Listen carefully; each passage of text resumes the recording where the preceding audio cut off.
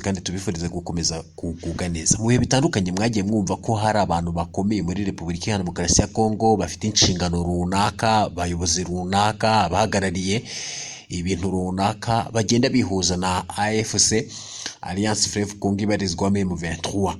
Mu bihe bitandukanye kandi mwagiye mwumva abasirikare b'igisirikare cya Repubulika Iharanira Demokarasi ya Kongo FARDC bagiye bihuza n'uyu mutwe wa M23, ndetse hari n'abaofisiye n'abandi bagiye batandukanye bafite amapeti atandukanye bagiye bihuza n'uyu mutwe wa M23.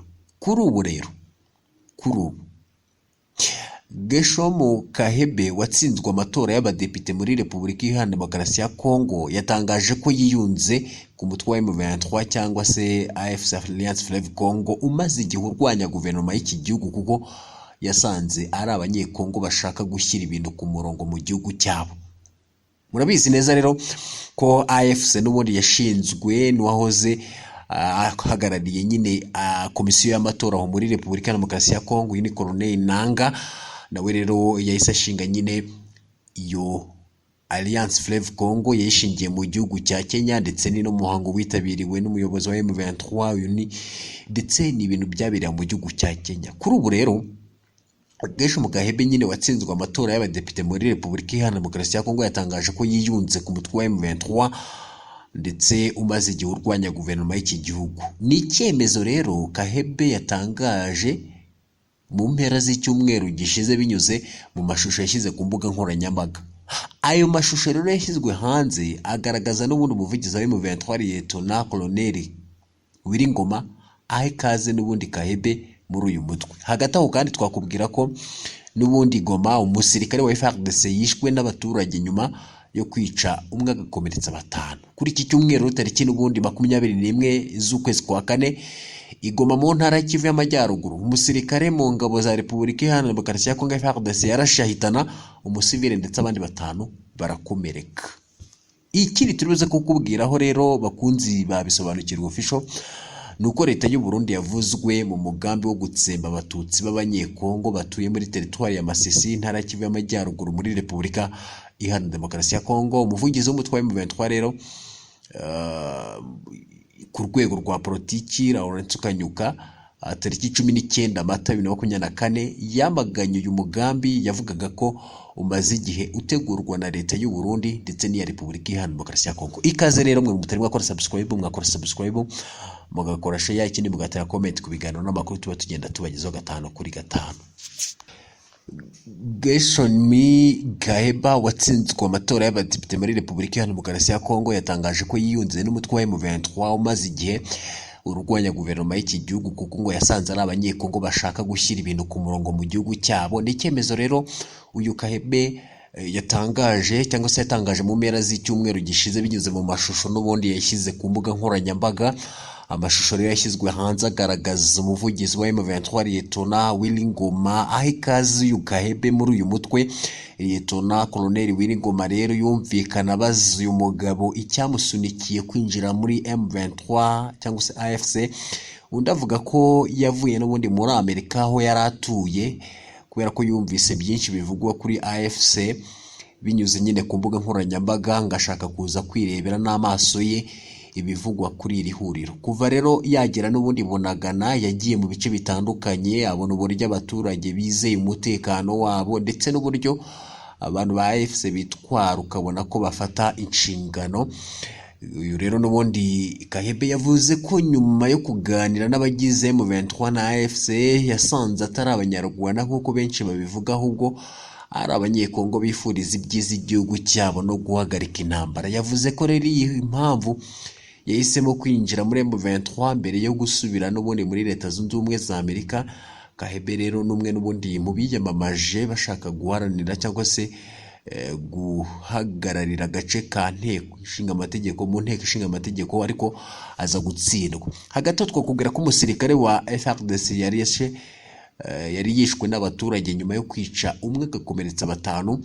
Kuri iki cyumweru Igoma n'ubundi mu ntara y'Kivu y'Amajyaruguru, umusirikare mu ngabo za Repubulika Iharanira Demokarasi ya Kongo FARDC twakubwira ko yarashe ahitana umusivile ndetse abandi batanu barakomereka. Abatangabuhamya bavuze ko uyu muntu rero wambaye imyenda ye ya gisirikare yasaga nk'uwanyweye inzoga ubwo yarasaga abahisi hafi ya Papirus hafi y'umuhanda wa Cuduku mu gace ka Mikeno nk'uko inkuru ya Okapi bivuga.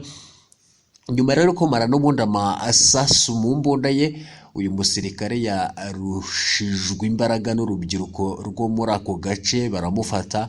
Abapolisi rero batabaye kugira ngo bamurinde guhanwa n'abaturage bababajwe n'icyo gikorwa cye. Societe civile n'abatuye Goma rero baramagana byimaze ibyo bikorwa by'ubugizi bwa nabi bigenda abigaragara muri uyu mujyi. Batunze rero urutoki abantu bitwaje imbunda baba bambaye impuzankano cyangwa se imyenda ya gisivile, bashinja ko ari bo bagize nyine uruhare mu kwiyongera kw'ibyaha mu mujyi.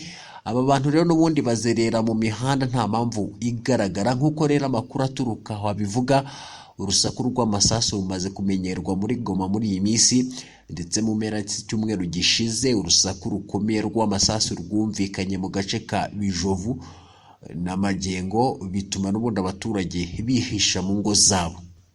Hagati twakubwira ko leta y'u Burundi yavuzwe mu mugambi wo gutsemba abatutsi b'abanyekongo batuye muri teritwari ya Masisi, intara ya Kivu y'Amajyaruguru muri Repubulika Iharanira Demokarasi ya Kongo. Umuvugizi w'umutwe witwaje intwaro wa M23 ku rwego rwa politiki, Laurenso Kanyuka, tariki 19 Mata 2024 yamaganye uyu mugambi. Yavugaga ko umaze igihe utegurwa na leta y'u Burundi ndetse na leta ya Repubulika Iharanira Demokarasi ya Kongo. Kanyuka yagize ati leta y'Abarundi iri gushyigikira umugambi wa jenoside ukomeje, yohereje imbonerakure mu majyepfo ya Masisi kugira ngo zitegure zinashyire mu bikorwa jenoside.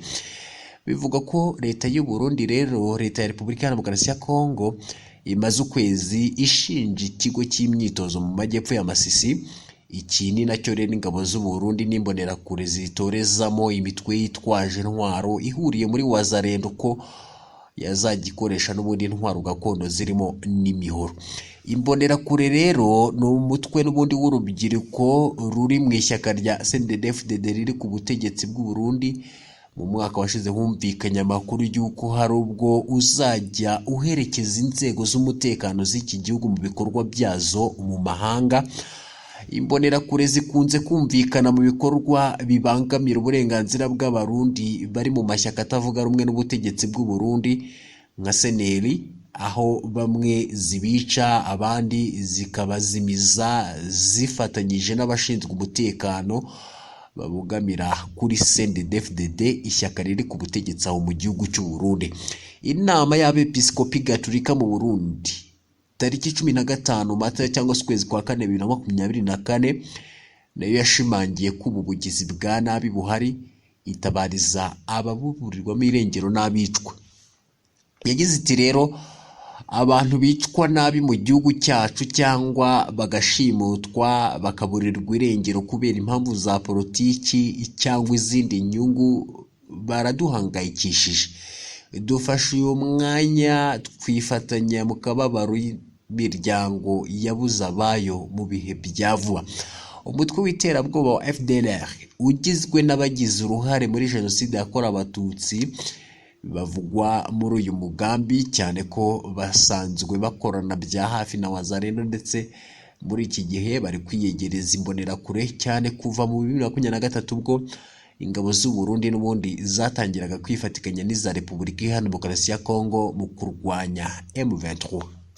Twakubwira ko rero perezida wa M23 uyu ni Bertrand Bisimwa kuri uyu wa 21 Mata cyangwa se ukwezi kwa 4 yatangaje ko mu mpera za Mutarama cyangwa se ukwezi kwa mbere 2024 umuhuzabikorwa wa Wazalendo ku rwego rw'igihugu uyu ni Lieutenant General Padiri Bulenda yagiye mu gihugu cy'u Burundi mu guhura n'abayobozi b'imbonerakure.